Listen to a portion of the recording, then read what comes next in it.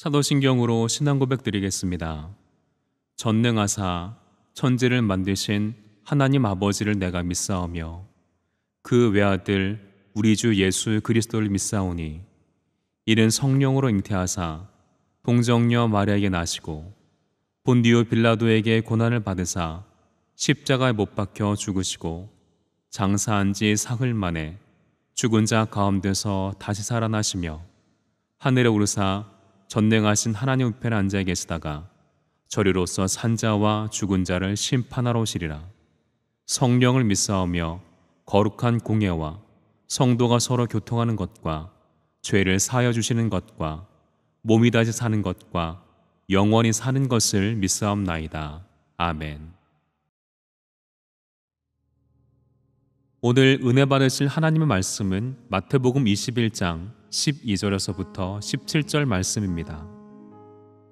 예수께서 성전에 들어가사 성전 안에서 매매하는 모든 사람들을 내쫓으시며 돈 바꾸는 사람들의 상과 비둘기 파는 사람들의 의자를 둘러엎으시고 그들에게 이르시되 기록된 바 내 집은 기도하는 집이라 일컬음을 받으리라 하였거늘 너희는 강도의 소굴을 만드는도다 하시니라. 맹인과 저는 자들이 성전에서 예수께 나아오매 고쳐주시니 대제사장들과 서기관들이 예수께서 하시는 이상한 일과 또 성전에서 소리질러 호산나 다윗의 자손이여 하는 어린이들을 보고 노하여 예수께 말하되 그들이 하는 말을 듣느냐. 예수께서 이르시되 그렇다. 어린 아기와 젖먹이들의 입에서 나오는 찬비를 온전하게 하셨나이다 함을 너희가 읽어본 일이 없느냐 하시고 그들을 떠나 성 밖으로 베다니에 가서 거기서 유하시니라. 아멘.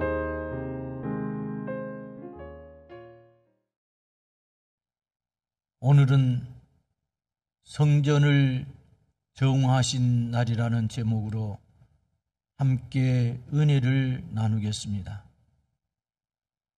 성 고난주간의 첫째 날 일요일에 있었던 예수님의 예루살렘 입성 장면에 이어지는 본문은 성 고난주간의 둘째 날인 월요일에 있었던 주님의 성전 정화 사건을 기록하고 있습니다.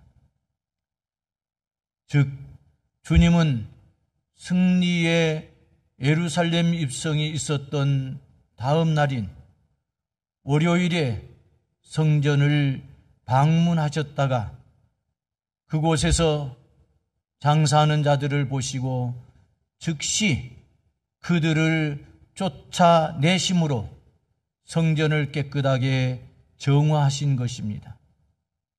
한편 주님의 성전 정화 사건은 주님의 공생의 사역 기간에 2번 있었습니다. 본문 외에 또 다른 하나는 요한복음 2장 13절에서 22절에 기록된 것으로 이는 주님의 공생의 사역 초기에 있었던 사건이었습니다. 이처럼 이미 주님의 사역 초기에 성전 정화 사건이 있었음에도 불구하고 또 다른 성전이 장사꾼들로 들끓고 있었다는 사실은 당시 유대 종교가 얼마나 세속화되어 있었는지 단적으로 보여주는 신뢰가 된다고 하겠습니다. 이제 오늘 본문 말씀이 우리에게 주는 교훈은 무엇인지 함께 살펴보도록 하겠습니다. 첫째로, 교회 안에 상업주의와 물질주의가 침투하도록 허용해서는 안 됩니다. 12절에 보면 예수님께서 성전에 들어가사 성전 안에서 매매하는 모든 자들을 내어 쫓으시며 돈 바꾸는 자들의 상과 비둘기 파는 자들의 의자를 둘러 엎으셨다고 하였습니다. 이는 당시 유대 종교가 얼마나 부패하고 타락했는지 극명하게 잘 드러내 줍니다. 성전은 하나님의 임재의 상징적 처소로 그야말로 거룩하기 그지없는 곳입니다. 그러한 거룩한 성전을 유대 종교 지도자들은 시장 바닥과 같이 만들어버리고 만 것입니다. 물론 여기서 제물로 사용될 짐승을 매매하고 돈을 바꾸어 주는 행위는 헌제자와 성전세를 바치는 자들의 편의를 도모한다는 취지에서 나온 것이었습니다.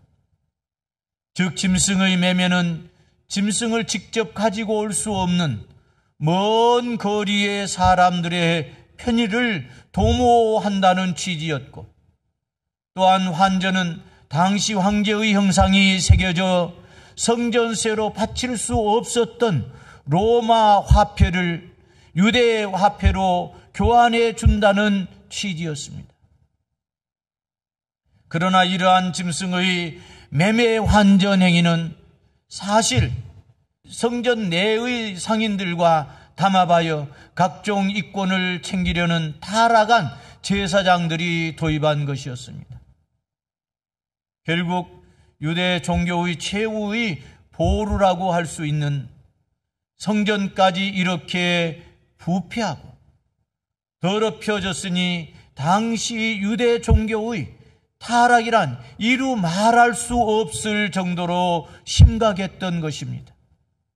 그렇다면 오늘날 하나님의 임재의 상징적 처소라고 할 수 있는 교회는 어떻습니까? 과연 오늘 이 땅의 교회들은 거룩한 모습을 유지하고 있습니까? 주님이 오늘 이 땅의 교회에 오신다면 과연 칭찬을 들을 만합니까? 안타깝지만 우리는 이 질문에 대하여 자신 있게 그렇다고 대답할 수 없습니다. 그렇다면 주님께서 오늘 오신다면 손에 채찍을 들고 교회를 정화하겠다고 하시지 않겠습니까? 성도 여러분, 우리는 더 이상 교회가 상업주의와 물질주의로 오염되게 해서는 안 되겠습니다.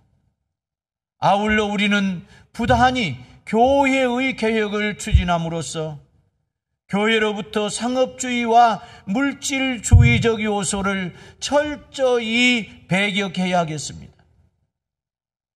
정녕 우리는 교회로 그리스도의 몸된 교회가 되게 하고 언제나 거룩하게 보존함으로써 주님의 책망이 아닌 칭찬을 들을 수 있어야 하겠습니다. 둘째로 우리 몸은 하나님의 성전입니다. 성경은 우리 몸이 하나님의 성전이라고 말씀하고 있습니다. 그것은 우리가 예수 그리스도를 믿을 때 하나님의 영이신 성령께서 우리 안에 내주하시기 때문입니다. 그렇습니다.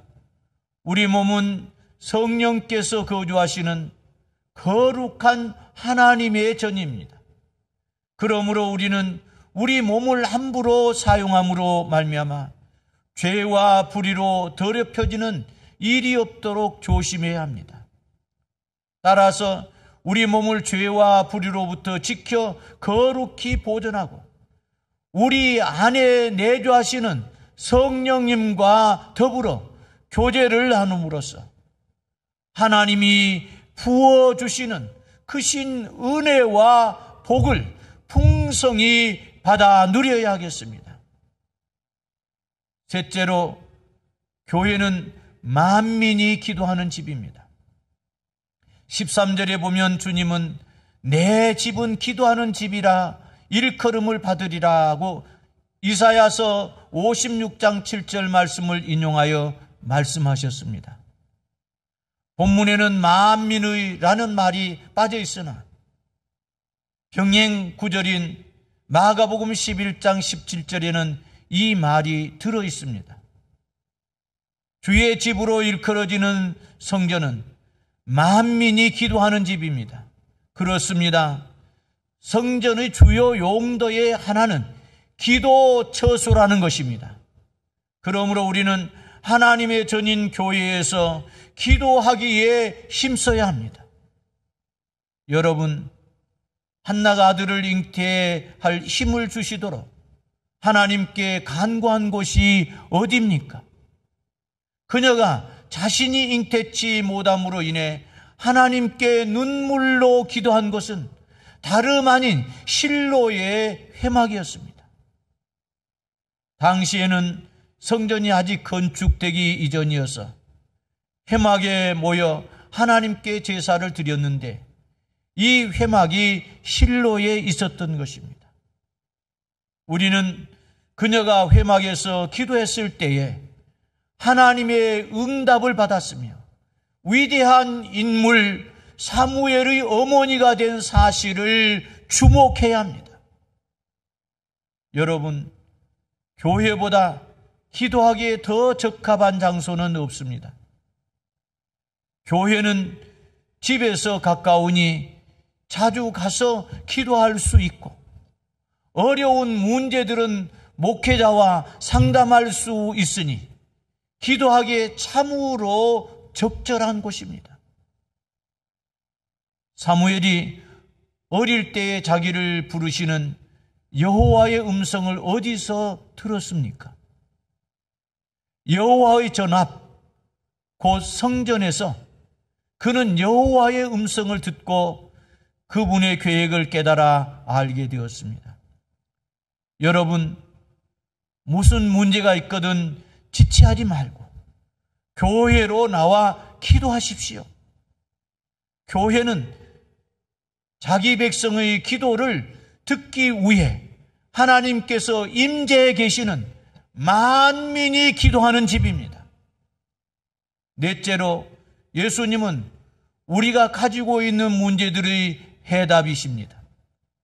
14절을 보면 소경과 저는 자들이 성전에서 예수님을 만나 고침을 받은 사실이 나옵니다.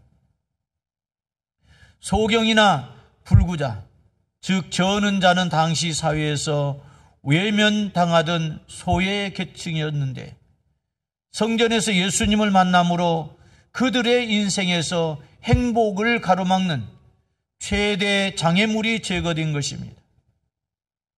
이와 같이 예수님은 우리가 안고 있는 모든 문제들의 해답이십니다. 예수님은 요한복음 14장 16절에서 내가 곧 길이라고 하셨습니다. 이 말씀 속에는 내가 곧 너희가 만나는 모든 문제들의 해답이라는 의미도 함축되어 있습니다. 사람들은 여러 가지 이유들로 인해 절망하게 됩니다. 사람의 힘으로 해결이 불가능하다고 판단되기에 절망하는 것입니다. 하지만 어떤 문제든지 예수님에게로 가지고 오면 해답을 찾게 됩니다. 오늘도 우리는 인간의 힘으로는 어떻게 할 수 없는 문제들로 고통당하는 사람들이 있습니다. 그런 사람은 예수님께 나아가야 합니다. 예수님을 만나야 합니다. 어떤 문제든 예수님을 만나기만 하면 해답을 얻게 됩니다. 성도 여러분, 여러분에게 무슨 문제가 있습니까? 교회에 나와 기도하시기를 바랍니다. 코로나가 주님께로 나아가는 있어서 장애물이 되어서도 더 이상 핑계가 되어서도 안 되겠습니다. 이렇게 힘들고 어려운 시간일수록 기도를 통해 말씀을 통해 예수님을 만나시기를 바랍니다. 그러면 여러분의 문제를 해결받는 놀라운 역사가 일어날 것을 확신합니다. 결론을 맺겠습니다. 사랑하는 광장교회 성도 여러분, 성전은 하나님의 임재의 상징적 처소로 어떠한 경우에도 더럽혀져서는 안 됩니다. 성전은 늘 거룩하게 유지되고 보존되어야 합니다. 성령의 전인 우리 성도들과 그리스도의 몸된 광장교회가 주님 앞에 거룩하고 정결하게 만민이 기도하는 집으로 구별되어 이번 고난주간 특별 새벽 기도를 통해 주님의 십자가 앞으로 더 가까이 나가 주님의 은총을 덧입는 축복의 시간이 되시기를 소원합니다. 아멘.